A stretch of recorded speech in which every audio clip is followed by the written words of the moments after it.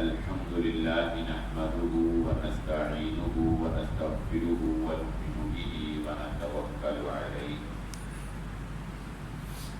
ونعوذ بالله من شرور أنفسنا ومن سيئات أعمالنا من يهده الله فلا مضل له ومن يضلل فلا هادي له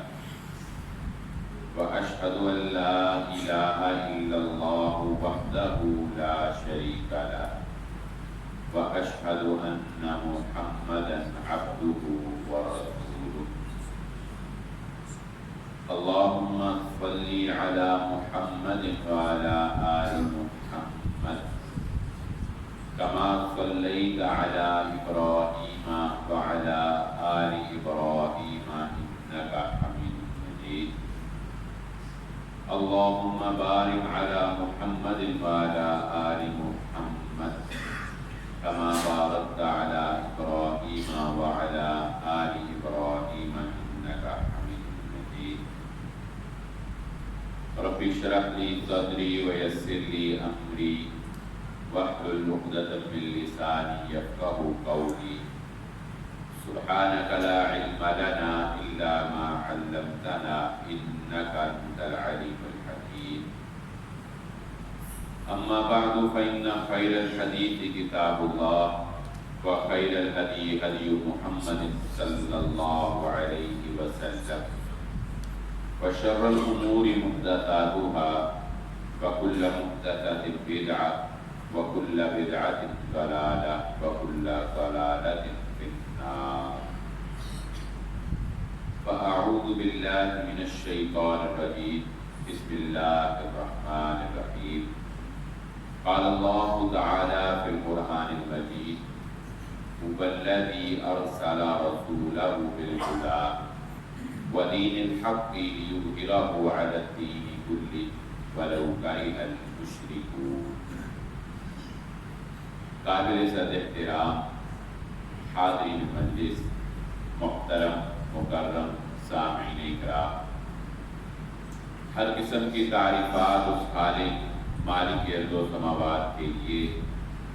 اور لاکھوں کروڑوں درود و سلام آپ محمد مصطفیٰ صلی اللہ علیہ وآلہ وسلم کی ذات اقدس کا۔ ہماری آج کی گفتگو ایک سادہ سے موضوع کے اوپر رکھی گئی ہے، لیکن زندگی کے اندر بہت زیادہ پیش آنے والا یہ معاملہ ہے جس کو بہت سی خرافات، بہت سے جھوٹے اور جعلی لوگوں نے اس میں اپنی مال اور لوگوں کو گمراہ کرنے کے لیے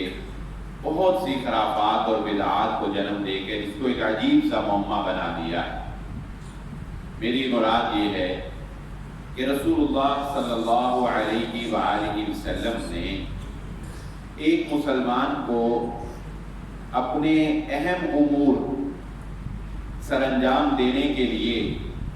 اللہ رب العزت سے مشورہ کرنے یا اللہ رب العزت سے دعا کرنے کا ایک طریقہ سکھایا ہے جسے ہم استخارہ کے نام سے جانتے ہیں۔ استخارہ کرنا شریعت میں کیا ہے، کیوں کیا جاتا ہے، آج ہم اس بارے میں جاننے کی کوشش کریں گے۔ اللہ تعالی ہمیں صحیح دین سمجھ کر اس پر عمل کرنے کی توفیق عطا فرمائے۔ اس کی اہمیت کا اندازہ اس بات سے لگایا جا سکتا ہے کہ صحابی رسول صلی اللہ علیہ وآلہ وسلم فرماتے ہیں کہ استخارے کی دعا رسول اللہ صلی اللہ علیہ وآلہ وسلم ہمیں اتنی تاکید کے ساتھ اور اتنے اہتمام کے ساتھ یاد کرواتے تھے، اتنے اہتمام کے ساتھ سکھاتے تھے کہ جس طرح گویا کہ آپ قرآن مجید کی کوئی آیت جو ہے وہ ہمیں یاد کروا رہے ہوں، یعنی جس طرح قرآن جو ہے وہ اہتمام اور سلیقے کے ساتھ رسول اللہ صلی اللہ علیہ وآلہ وسلم صحابہ کو سکھاتے تھے،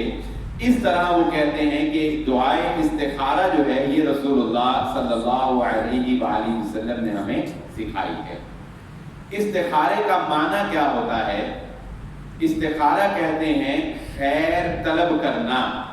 جس طرح آپ استغفار کا لفظ بولتے ہیں تو استغفار کا مطلب کیا ہوتا ہے؟ اللہ رب العزت سے بخشش طلب کرنا. اسی طرح آپ دعائے استسقاء بولتے ہیں تو استسقاء کا مطلب کیا ہوتا ہے؟ اللہ سے بارش طلب کرنا. تو یہ استفعال کے یعنی وزن پہ جب بھی کوئی صیغہ آتا ہے تو اس کے اندر طلب کرنے کا معنی پایا جاتا ہے. اللہ رب العزت سے خیر، استخارہ اللہ رب العزت سے خیر طلب کرنا، بھلائی طلب کرنا. اب یہ بھلائی طلب کرنا، یہ خیر طلب کرنا کیا ہے کہ انسان جب بھی کوئی جائز کام کرنے لگے، اپنا کوئی جائز معاملہ کرنے لگے، کوئی رشتہ کرنے لگے، کوئی کاروبار کرنے لگے، کوئی لین دین کرنے لگے، یا کوئی بھی اہم کام دنیا میں انسان کو روزانہ ہی تقریباً جو ہے وہ کوئی نہ کوئی کام جو ہے وہ سر انجام دینے ہی ہوتے ہیں، تو اللہ رب العزت سے اس کام کے کوشش کرنے کے بعد، یہ نہیں ہے کہ کوشش انسان بالکل نہ کرے، ہاتھ پہ ہاتھ دھرا رہے، نہیں، اسباب اختیار کرتا رہے، کوشش اس کام کے حصول کے لیے کرتا رہے، اور ساتھ ساتھ رسول اللہ صلی اللہ علیہ وآلہ وسلم کے بتائے ہوئے طریقے کے مطابق 2 نفل نماز ادا کر کے 2 رکعت، اور اس کی نیت اور دل میں ارادہ یہی ہوگا کہ یہ 2 رکعت جو ہے یہ استخارے کے لیے پڑھے جانے لگے. ایک ارادہ اور نیت جو ہے وہ انسان کو دل میں کرنی ہوتی ہے. زبان سے تو نیت کے کوئی بھی الفاظ نہ رسول اللہ صلی اللہ علیہ وسلم میں ثابت ہیں، اور نہ ہی ایسی کوئی نیت کرنا جو ہے یہ درست ہے. لیکن دل میں کیا نیت ہوگی، دل میں کیا ارادہ ہوگا کہ میں 2 رکعت جو ہے وہ استخارہ کرنے کی نیت سے پڑھنے لگا. اور کسی بھی وقت یہ ایک تصور جو ہے آج اس کو کلیئر کر لیجئے، استخارے کے متعلق غلط تصورات بہت زیادہ ہیں. صحیح طریقہ استخارہ تو بہت مختصر سا ہے، لیکن غلط تصورات اتنے ہیں. جیسا کہ مثال کے طور پہ ہمارے ہاں استخارے کے متعلق یہ تصور پایا جاتا ہے کہ استخارہ رات کے وقت سونے سے پہلے ہی کیا جاتا ہے. ایسا کوئی تصور، ایسی کوئی قید شریعت نے استخارے کے ساتھ منسلک نہیں کی ہے. اسی طرح استخارے کے متعلق یہ بھی تصور پایا جاتا ہے کہ شاید استخارہ کرنے کے بعد انسان کو رات کو کسی سے بات کیے بغیر سو جانا ہے بستر کے اوپر، اور اسے رات کو استخارے کا جو بھی رزلٹ ہے،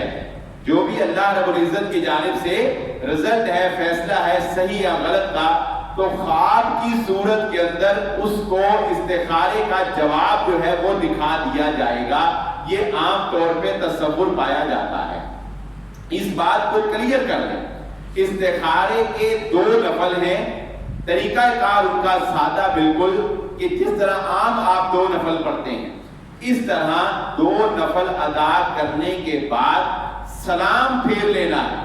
سلام پھیرنے کے بعد جو دعا کا اسلوب ہے، جو کہ میں نے آپ کو ایک مکمل تفصیلی درس میں سمجھایا تھا کہ دعا کا ایک طریقہ اور اسلوب یہ ہے کہ سب سے پہلے اللہ کی تعریف کی جائے،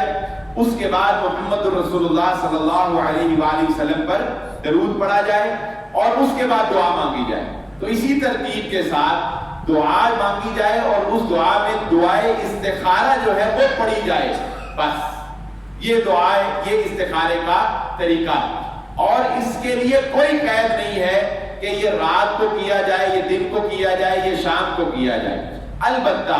جو ممنوع اوقات ہیں، جو ممنوع اوقات ہیں جن میں کہ رسول اللہ صلی اللہ علیہ وآلہ وسلم نے سجدہ کرنے سے بھی منع فرمایا ہے، یعنی ان میں آپ کوئی بھی نوافل ادا نہیں کر سکتے. وہ طلوع آفتاب ہے، وہ جو ہے وہ خط استوا جسے ہم عام طور پہ زوال کہتے ہیں وہ وقت ہے، یا غروب آفتاب ہے. تو جو ممنوع اوقات ہیں ان میں آپ جو ہے یہ نہ کریں، یعنی یہ نوافل جو ہے نہیں پڑھ سکتے. اس کے علاوہ کسی بھی وقت جو ہے آپ نفل پڑھ کے سلام پھیرنے کے بعد یہ دعا پڑھ سکتے ہیں. دعائے استخارہ کا کوئی تعلق رات کو، یا استخارے کا کوئی تعلق جو ہے وہ رات کو خواب کے آنے سے نہیں ہے. خواب ایک حقیقت ہے جس سے انکار نہیں کیا جا سکتا. 3 طرح کے خواب ہوتے ہیں، ایک سچے خواب، دوسرے شیطانی خواب، اور تیسرے خیالی خواب. پراگندہ خیالات، یہ 3 قسم کے خواب ہوتے ہیں۔ رسول اللہ صلی اللہ علیہ وآلہ وسلم نے خوابوں کی حقیقت بیان کرتے ہوئے یہ بات ارشاد فرمائی ہے کہ نبوت ختم ہو گئی مگر نبوت کا 40واں حصہ جو کہ سچے خوابوں کی صورت میں ہے وہ باقی رہے گا۔ تو خواب کا تعلق استخارہ کرنے نہ کرنے سے نہیں ہے، بغیر استخارے کے بھی خواب آ جاتا ہے۔ بغیر استخارے کے کیا خواب نہیں آتے؟ آپ بغیر استخارہ کرنے کے بھی انسانوں کو خواب آتے ہیں، اور یہ ضروری نہیں ہوتا کہ سچے خواب جو ہے وہ مسلمانوں کو ہی آئیں یا نیک لوگوں کو ہی آئیں۔ سچے خواب جو ہے حضرت یوسف علیہ السلام کے دور میں بادشاہ کو خواب آیا تھا، بادشاہ کو خواب آیا تھا، تو وہ اس وقت کا فرعون، اس وقت کا وہ خدا تھا، وہ تو بعد میں پھر حضرت موسیٰ علیہ السلام، حضرت یوسف علیہ السلام کی تعلیمات سے وہاں توحید عام ہوئی۔ تو یہ خواب کا آنا، اس کا تعلق جو ہے وہ نیکی یا تقوی سے بھی نہیں ہے، ہاں لیکن نیکوکار لوگوں اور تقوی والے لوگوں کو اللہ رب العزت جلد از جلد جو ہے وہ سچے خوابوں کے ذریعے سے متنبع کر دیتا ہے۔ تو یہ تصور نکال دیجیے۔ دوسرا تصور جو استخارے کے بارے میں ہمارے ذہنوں کے اندر پایا جاتا ہے، اس کو بھی صاف اور کلیئر کرنے کی ضرورت ہے۔ وہ یہ ہے کہ شاید استخارہ غیب جاننے کا کوئی ذریعہ ہے۔ شاید کہ استخارہ بہت سے لوگ جو ہیں وہ میڈیا کے اوپر بیٹھے ہوئے، ٹی وی کے اوپر بیٹھے ہوئے، اور جو ہے وہ اس طرح کے شوز جو ہیں وہ بیٹھے ہوئے کہتے ہیں کہ جی آپ ہمیں اپنی ماں کا نام بتائیں، اپنی ڈیٹ آف برتھ جو ہے وہ بتائیں، اپنے نام، اپنا اوریجنل نام جو ہے وہ بتائیں، اور پھر فٹافٹ وہ لوگ جو ہیں ان نام کے حروف کے ساتھ، آپ کی والدہ کے حروف کے ساتھ اور تاریخ پیدائش کے ساتھ وہ ایک ذائقہ سا بناتے ہیں، اور پتہ نہیں کیا وہ نندر منتر کرتے ہیں، اور اس کو کرنے کے بعد جو ہے وہ فوراً ہی بتا دیتے ہیں کہ جی آپ کے لیے یہ کام کرنا غلط ہے یا کہ صحیح۔ یہ سب فراڈ، یہ سب کیا ہے؟ یہ سب فراڈ، یہ سب دھوکے بازی۔ اور اسی طرح ایک اور بات کی بھی آج میں وضاحت کر دوں، اکثر لوگ اس سے لاعلم ہوتے ہیں، یہ علم الاعداد والے جو ہیں، جو کہ آپ کے نام یا آپ کی والدہ کے نام کے حروف کے اعتبار سے پھر اندازہ لگا کر بتاتے ہیں کہ آپ فلاں طرح کا پتھر پہنیں یا فلاں ذکر کریں یا فلاں عمل یا فلاں وظیفہ کریں تو آپ کا یہ کام ہو جائے گا۔ یہ بھی سب بدعات اور خرافات۔ علم الاعداد کیا ہے، میں اس کی تھوڑی سی آپ کو وضاحت کر دیتا ہوں۔ آپ نے عام طور پہ یہ تصور دیکھا ہوگا کہ لوگ بڑے شوق سے 786 نمبر جو ہے 786 کا جو نمبر ہے، یہ 786 نمبر لوگ بڑے شوق سے موٹر سائیکلوں کے لیے، اپنی گاڑیوں کے لیے خریدتے ہیں، اور اسی طرح جو ہے بلڈنگز کے اوپر جو ہے وہ 786 جو ہے وہ لکھا جاتا ہے۔ یہ ایک غلط تصور، شیطانی تصور ہے جو ذہنوں کے اندر بٹھا دیا گیا۔ اب 786 جو ہے اس کے بارے میں تصور کیا ہے کہ یہ بسم اللہ الرحمن الرحیم کا خلاصہ ہے۔ 786 کیا ہے؟ یہ بسم اللہ الرحمن الرحیم کا خلاصہ ہے۔ اب یہ 786 بسم اللہ الرحمن الرحیم کا خلاصہ کیسے بن گیا؟ جبکہ وہ تو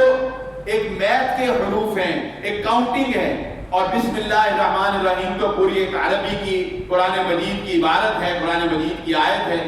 تو پھر یہ اس کا خلاصہ کیسے بن گیا؟ تو اس کا طریقہ کار ان جو حالات نے یہ نکالا ہوا ہے کہ انہوں نے عربی کے جو حروف ہیں، الف با تا ثا جیم ہا فا دال دال، یہ جو پوری تختی ہے نا عربی کے حروف کی، ان کو انہوں نے کاؤنٹنگ میں نمبر دے دیے۔ مثلا انہوں نے کہا الف جو ہے اس کے 2 نمبر، با جو ہے اس کے 5 نمبر، تا جو ہے اس کے 10 نمبر، جیم جو ہے اس کے 15 نمبر، اس طرح نمبرنگ دے دی خود سے ہی۔ اور اب پھر کیا،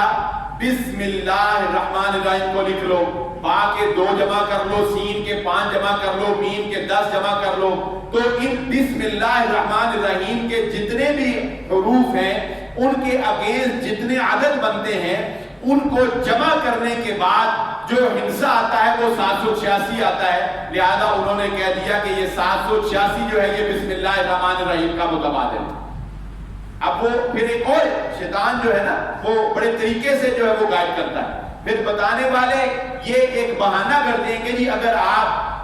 پوری بسم اللہ الرحمن الرحیم لکھیں گے تو اس سے بسم اللہ الرحمن الرحیم کی بےادبی بھی ہوگی کہ آپ کسی سادہ کاغذ پہ لکھتے ہیں تو وہ کاغذ جو ہے وہ کہیں گرتا پھرے گا، اور بسم اللہ الرحمن الرحیم لکھنا بھی مشکل ہے، آدمی سے لکھا نہیں جاتا، لہذا آپ 786 لکھ لیں تو یہ کام جو ہے یہ بہت ہی آسان ہے، اور یہ ایسے ہی ہے جیسے کہ بسم اللہ الرحمن الرحیم ہے۔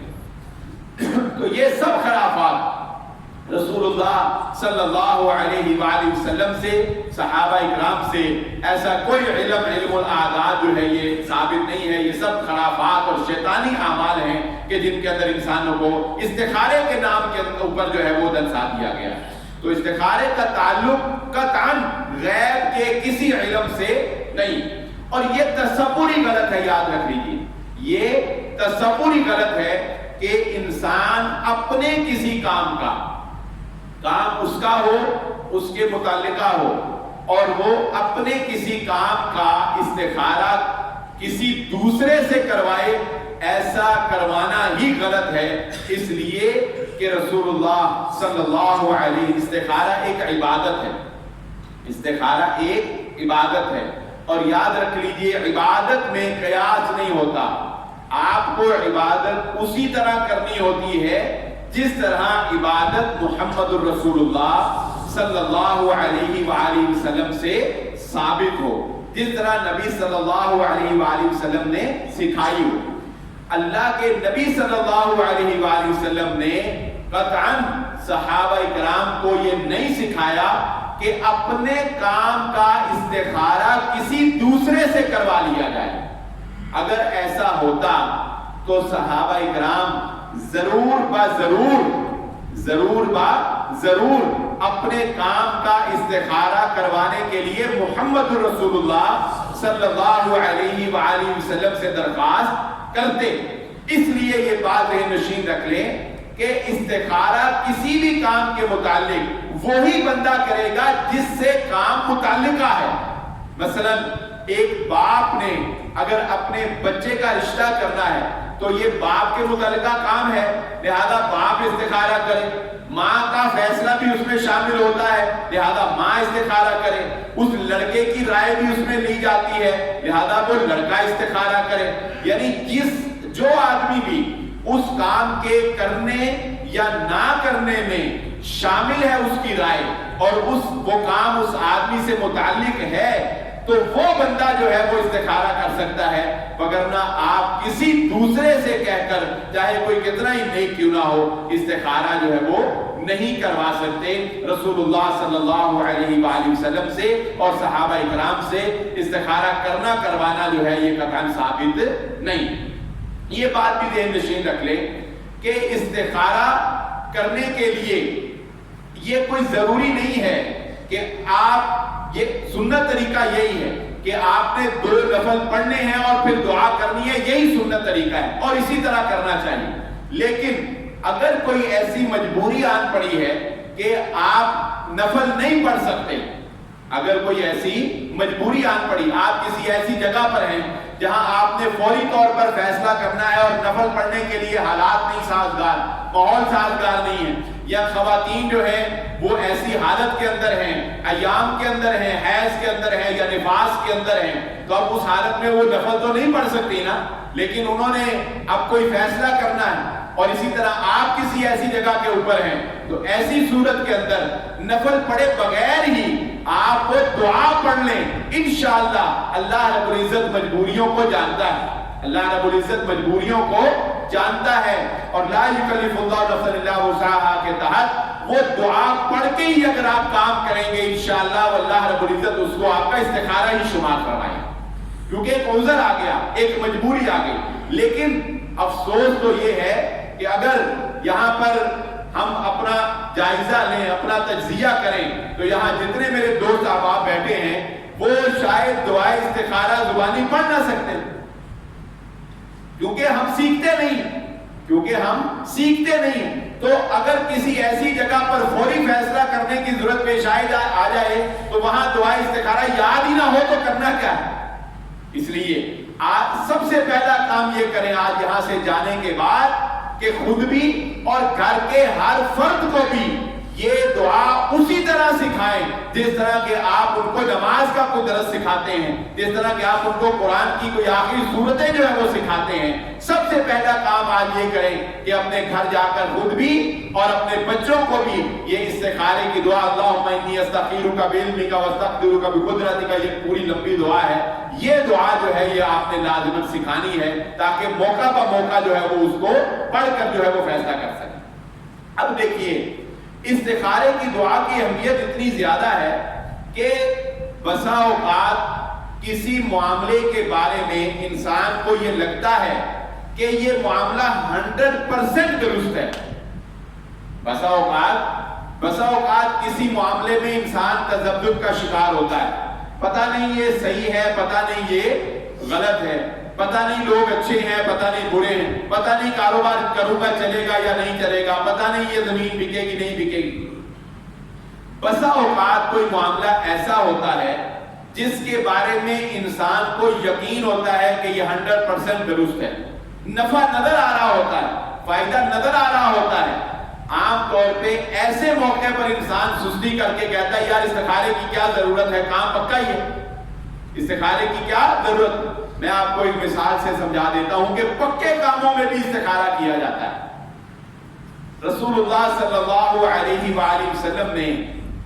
جو کہ بعد میں آپ کی زوجہ بن گئی، حضرت زینب رضی اللہ تعالی عنہ کو اپنے لیے نکاح کا پیغام بھیجا۔ اب آپ مجھے بتائیں کسی عورت کو محمد صلی اللہ علیہ وآلہ وسلم نکاح کا پیغام بھیجیں تو کیا یہ انکار کرنے کا سوچا بھی جا سکتا ہے؟ پکا ہی ہے نا، پکا کام ہے، انکار کا کوئی پہلو، بلکہ اس سے بڑی خوش نصیبی اور کیا ہو سکتی، اس کے تو بخت جاتے۔ لیکن جب حضرت زینب رضی اللہ تعالیٰ عنہ کو رسول اللہ صلی اللہ علیہ وآلہ وسلم کی جانب سے نکاح کا پیغام بھیجا گیا تو جانتے انہوں نے کیا کہا؟ انہوں نے کہا کہ میں پہلے اپنے اللہ سے مشورہ کروں گی، اس کے بعد تمہیں جواب دوں۔ میں پہلے اللہ سے مشورہ کروں گی، اس کے بعد تمہیں جواب۔ اللہ سے مشورہ کرنے کا کیا مطلب؟ اللہ سے مشورہ کرنے کا مطلب یہی کہ پہلے استخارہ کروں گی اور اس کے بعد جو ہے وہ تمہیں جواب دوں گی۔ چنانچہ انہوں نے استخارہ کر کے اس کے بعد محمد الرسول اللہ صلی اللہ علیہ وآلہ وسلم سے رشتہ کا جو ہے وہ ہاں کی اور پھر نبی صلی اللہ علیہ وآلہ وسلم کی زوجیت میں وہ چلی گئی۔ اب استخارے کے معاملے میں ایک اور بڑا تذبذب اور کنفیوژن جو ہے وہ ذہنوں کے اندر رہتی ہے کہ استخارہ ہم کرتے تو ہیں، استخارہ ہم کرتے تو، لیکن اس کا رزلٹ ہمیں کیسے پتا چلتا ہے؟ اس کا رزلٹ ہمیں کیسے پتا چلتا ہے؟ تو ذہن نشین رکھ لیجئے یہ بات کہ استخارے کی دعا کا مطلب یہ ہے اللہم انی استخیرک بقدرتک، اے اللہ میں تجھ سے خیر کا طلبگار ہوں۔ اور آگے جا کے لمبی دعا ہے، میں آپ کو اختصار سے اس کا جو ہے وہ شارٹ جو بتا دیتا ہوں کہ اے اللہ اگر یہ کام ان ھذا الامر خیر لی، اگر یہ امر کی جگہ اگر آپ کو عربی آتی ہے تو آپ نام بھی لے سکتے ہیں، مثلا اگر آپ کو لین دین سودا کرنے لگے ہیں آپ کہہ سکتے ہیں ان ھذا البیع، اگر آپ سفر کرنے لگے آپ کہہ سکتے ہیں ان ھذا السفر، یعنی کوئی اگر گاڑی خریدنے لگے ان ھذا السیارہ، تو اگر آپ کو عربی کا وہ لفظ آتا ہے تو آپ وہ لفظ کہہ سکتے ہیں، لیکن اگر لفظ نہیں بھی آتا تو امر کا معنی ہوتا ہے کوئی بھی معاملہ، تو آپ یہ کہہ دیں ان ھذا الامر، اللہ یہ معاملہ، اور وہ معاملہ آپ کے دل میں ہوگا، خیر لی، میرے لیے بہتر ہے، ان ھذا الامر خیر لی، اللہ اگر یہ معاملہ میرے لیے بہتر ہے، فاخترہ لی، تو اس کام کو میرے لیے آسان کر دے، قدرت دے دے مجھے اس پر، ویسر لی، اس کام کو میرے لیے آسان کر دے۔ اچھا خیر لی میں یہ بڑی اہم بات ہے، خیر لی فی دینی و معاشی و عاقبت امری، آپ اللہ تعالیٰ سے دعا کرتے ہیں اللہ اگر یہ کام میرے دین میں، میری آخرت میں اور میرے دنیاوی معاش میں میرے لیے بہتر ہے۔ اگر کتنی جامع دعا ہے، کوئی بھی کام کرنے سے پہلے آپ کہتے ہیں اللہ اگر یہ کام میرے لیے دینی اعتبار سے، معاشی اعتبار سے اور اخروی اعتبار سے بہتر ہے تو فقدروا لی ویسروا لی ثم بارک لی فی، پھر اس کام کو مجھے قدرت بھی دے دے، اس کام کو میرے لیے آسان بھی کر دے، پھر اس کام میں میرے لیے برکت بھی پیدا فرما دے۔ وَأَنَّ هَذَا الْأَمْرَ شَرٌّ لِّي، اور اگر یہ کام میرے لیے بہتر ہے، برا ہے، اگر یہ کام میرے لیے شر کا باعث ہے، فی دینی و معاشی و عاقبت امری، دینی اعتبار سے، معاشی اعتبار سے اور اخروی اعتبار سے، تو کیا کر فَاصْرِفْ عَنِّي وَاصْرِفْنِي عَنْهُ، اس کام کو مجھ سے دور کر دے اور مجھے اس کام سے دور کر دے، اس کام کو مجھ سے پھیر دے، فَاصْرِفْ عَنِّي وَاصْرِفْنِي عَنْهُ وَاقْدُرْ لِيَ الْخَيْرَ حَيْثُ كَانَ، اور مجھے اس کے متبادل وہ کام تک رسائی پہنچا دے جو اس سے بہتر ہے، اس کام کو مجھ سے پھیر دے، دور کر دے اور اس کام تک رسائی کر دے جو کام میرے لیے کیا ہے، بہتر ہے، اور پھر مجھے اس کام پر راضی بھی کر دے، مجھے اس کام یعنی میرا دل جو ہے وہ بھی اس کام پر راضی ہو جائے۔ اب آپ اندازہ لگائیے، عام طور پر ایسے ہی ہوتا ہے کہ انسان جس چیز کو اپنے لیے پسند کر لیتا ہے، انسان جس چیز کو اپنے لیے پسند کر لیتا ہے، انسان کہتا ہے یہ مجھے کیوں نہیں مل رہی، یہ ملنی چاہیے مجھے، وہ استخارے کرتا بھی رہے تب بھی دل، لیکن وہ مل نہیں رہی ہوتی، کیوں؟ کیونکہ انسان سمجھ رہا ہوتا ہے کہ یہ میرے لیے بہتر ہے، لیکن اللہ رب العزت کو پتا ہے کہ یہ میرے بندے کے لیے بہتر نہیں۔ اللہ تعالیٰ ایسے اسباب پیدا فرما دیتے ہیں، اللہ تعالیٰ ایسے ذرائع پیدا فرما دیتے ہیں کہ باوجود کوشش کے انسان اس کام تک رسائی حاصل نہیں کر سکتا۔ تو جب استخارہ کر کے کسی کام تک رسائی حاصل نہ ہو تو سمجھ لو کہ اللہ رب العزت نے اس استخارے کی برکت سے تمہیں اس کام سے بچا لیا، وہ کام تمہارے لیے بہتر ہی نہیں۔ اور اسی طرح استخارہ کرنے کے بعد بسا اوقات خود انسان کا دلی میلان، خود انسان کا دل جو ہے وہ یا تو اس کام کے، اگر وہ کام بہتر ہو تو اس کام کے کرنے کی طرف مائل ہو جاتا ہے، اور اگر وہ کام بہتر نہ ہو تو استخارہ کرنے کے بعد خود ہی انسان کا دل جو ہے وہ اس کام سے دور ہو جاتا ہے، کیونکہ دعا جو کی ہوتی ہے اللہ رب العزت سے کہ اللہ اس کام کو مجھ سے اور مجھے اس کام سے پھیر دے، اور اگر بہتر ہے تو مجھے اس پر قدرت عطا فرما دے، اس کام پر میری رسائی جو ہے وہ ہو جائے۔ تو اگر استخارہ کرنے کے بعد انسان کا دلی میلان، اطمینان اس کام کی طرف ہو تو اس کو قدم بڑھاتے رہنا چاہیے، اور اگر وہ بہتر ہوگا تو انسان کو رسائی مل جائے گی، اور اگر بہتر نہیں ہوگا تو اللہ رب العزت اس کے دل کو خود ہی اس کی طرف سے دور فرما دے۔ ایک اور اہم بات سمجھ لیجیے، جو آخر میں انسان اللہ رب العزت سے اس دعا کے آخر میں کہتا ہے کہ پھر مجھے اس کام پر راضی کر دے، اور وہ کیا ہے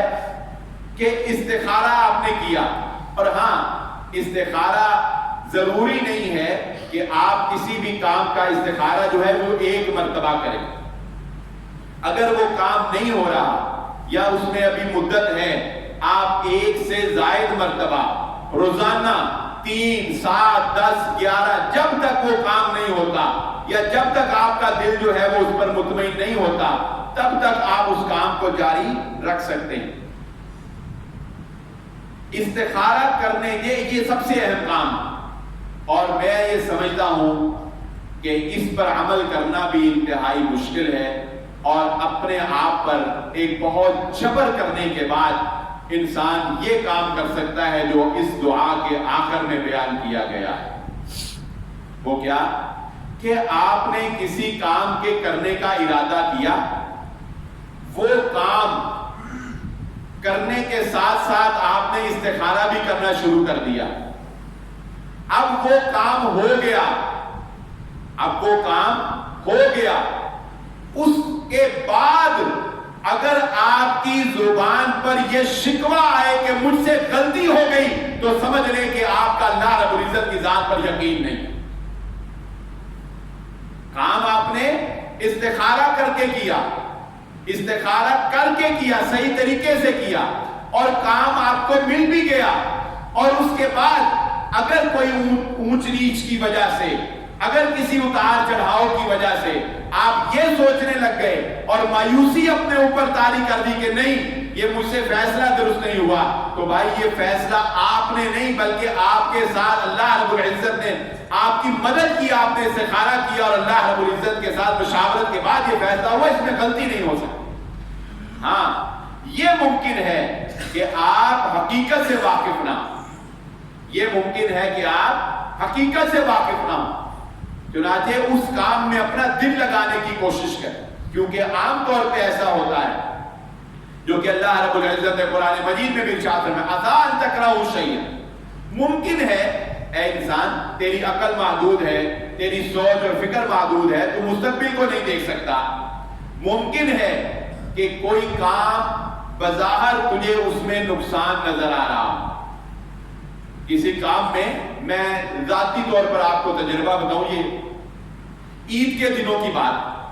بڑی مجھے خوشی ہوئی سن کر جان کر، عید سے ایک دن پہلے کی بات، میرے قریبی دوست کا یہ واقعہ میں آپ کو سنا دیتا ہوں۔ 2 سال پہلے اس کی شادی ہوئی، اللہ کی قدرت ہے،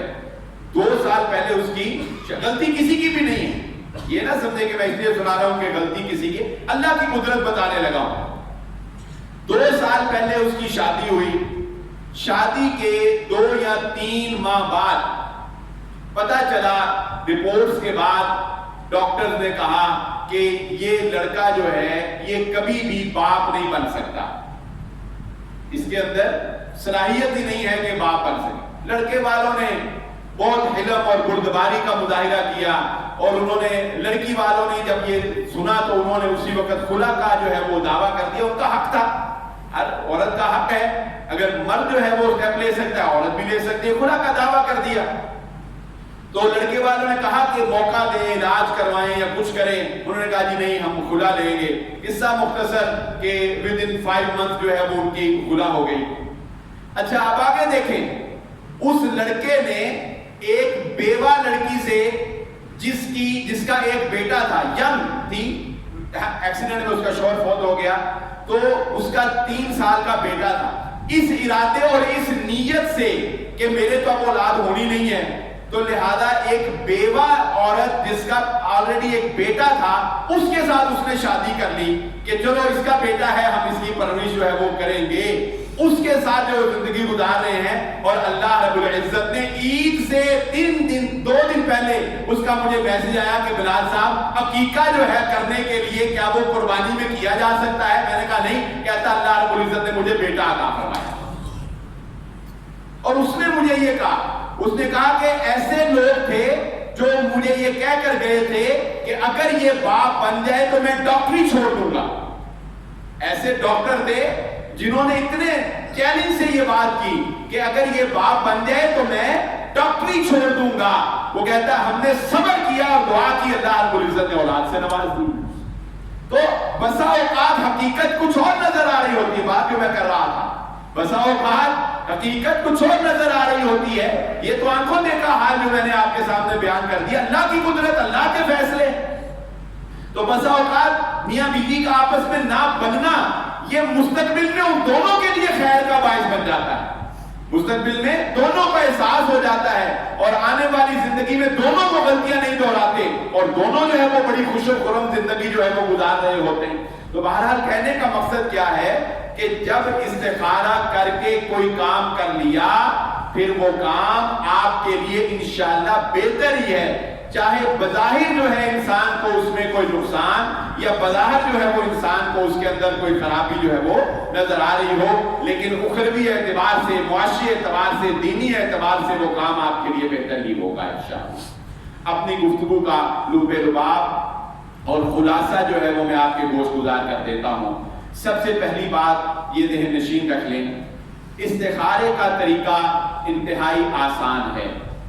2 رکعت نفل نماز جو کہ استخارے کی نیت سے ہی پڑھی جائے گی، ادا کرنے کے بعد سلام پھیرنے کے بعد دعائے استخارہ پڑھنا۔ دعائے استخارہ یا استخارہ کرنے کے لیے کسی وقت کی تعیین نہیں ہے، سوائے ممنوع اوقات کے آپ کسی بھی وقت یہ دعا پڑھ سکتے ہیں۔ सुन्नत तरीका यही है कि 2 नफल पढ़े जाएंगे और फिर दुआ। लेकिन अगर कोई मजबूरी है, जैसे कि खवातीन को हैज या निफास की मजबूरी, और इसी तरह मर्द को कोई ऐसी मजबूरी, कोई सफर या कोई ऐसा मामला जिसमें वक्त की किल्लत फौरी फैसला करना हो, तो सिर्फ दुआ पढ़कर भी अल्लाह रब्बुल इज्जत से मांग कर ये फैसला जो है वो किया जा सकता है। नंबर 2 बात, इस्तिखारे के वो तरीके जो मार्केट में फैले हुए हैं कि माँ का नाम बताओ और अभी जो है वो फैसला ले लो, और अपना नाम और अपने नाम के हुरूफ जो है वो बताओ, अपनी तारीख पैदाइश बताओ, और उसके बाद जो है वो इल्मुल आदात के जरिए से या तुम्हारा जो है वो जो है लकी नंबर ये है, या तुम्हारा लकी स्टोन जो है वो ये है, या लकी डे ये है, इस तरह के खराफात फौरी जो बता देते हैं, ये सब खराफात, बिदआत और शैतानी हथकंडे हैं। ऐसा कोई इस्तिखारा न शरीयत ने सिखाया है, न ऐसा कोई इस्तिखारा है। इस्तिखारा खुद किया जाएगा,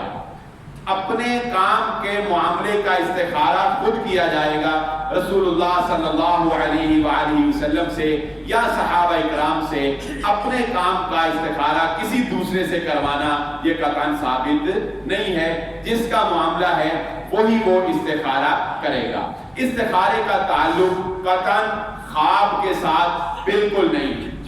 बिल्कुल कोई सुन्नत से, किसी हदीस में, किसी सहाबा के आसार में ये साबित नहीं है कि इस्तिखारा करने के बाद अगर सो जाओ तो ख्वाब में तुम्हें जो है वो नजर आ जाएगा। ख्वाब वैसे ही ताबीर का हामिल होता है, और ताबीर जो है वो करना एक जान जोखों का काम है। ताबीर कभी भी पुख्ता नहीं होती, यकीनी नहीं होती, क्योंकि वही के जरिए से तो नहीं ना बता सकती। पुख्ता यकीनी इल्म तो सिर्फ वही का इल्म है। इसके अलावा अगर कोई ख्वाब की ताबीर करता भी है, वो उसका एक अंदाजा हो सकता है, वो यकीनी बात नहीं हो सकती। इस्तिखारे का ताल्लुक जो है वो कतन ख्वाब के साथ नहीं है। और आखिर में ये बात भी आपके मैंने ज़हन में डाली और गोशगुजार की कि इस्तिखारा का रिजल्ट जो है, लोग इससे परेशान होते हैं कि इस्तिखारे का रिजल्ट क्या होगा। रिजल्ट यही होगा कि अगर वो मामला बेहतर होगा हो जाएगा, नहीं होगा तो अल्लाह रब्बुल इज्जत उससे आपकी जान छुड़वा देगा। और जब इस्तिखारा करने के बाद कोई मामला कर लिया तो उसके बाद उस पर दिली तौर पर राजी होना है, क्योंकि ये अल्लाह रब्बुल इज्जत की रजा और अल्लाह रब्बुल इज्जत के फैसले के साथ ये काम हुआ है। अल्लाह रब्बुल इज्जत से दुआ है अल्लाह मुझे और आपको सही दीन को समझने की और उस पर अमल करने की तौफीक अता फरमाए।